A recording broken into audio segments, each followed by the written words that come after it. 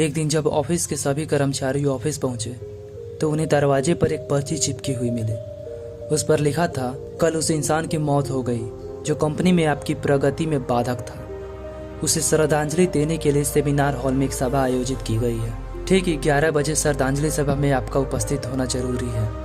अपने एक सहकर्मी की मौत की खबर पढ़कर पहले तो सभी दुखी हुए, लेकिन कुछ देर बाद उन सब में यह जिज्ञासा उत्पन्न होने लगी कि आखिर वह कौन था जो उनकी और कंपनी की प्रगति में बाधक था। 11 बजे सेमिनार हॉल में कर्मचारियों का आना प्रारंभ हो गया।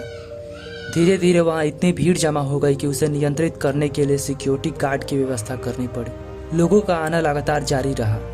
सेमिनार हॉल में भी हलचल पड़ती जा रही थी।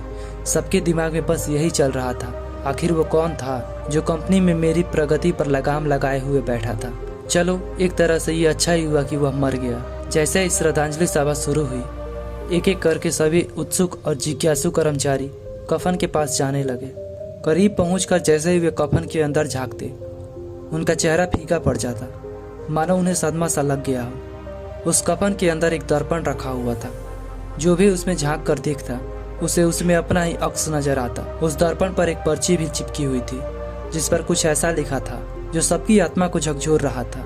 उस पर लिखा था, केवल एक इंसान ही आपकी प्रगति में बाधक है और वो आप खुद हैं। आप ही वो इंसान है जो अपने जीवन में क्रांति उत्पन्न कर सकते हैं। आप ही वो इंसान है जो अपनी खुशी, अपनी समझ और अपनी सफलता को प्रभावित कर सकते हैं। आप ही वो इंसान है जो अपनी खुद की मदद कर सकते हैं। आपका जीवन तब नहीं बदलता जब आपका बॉस बदल जाता है।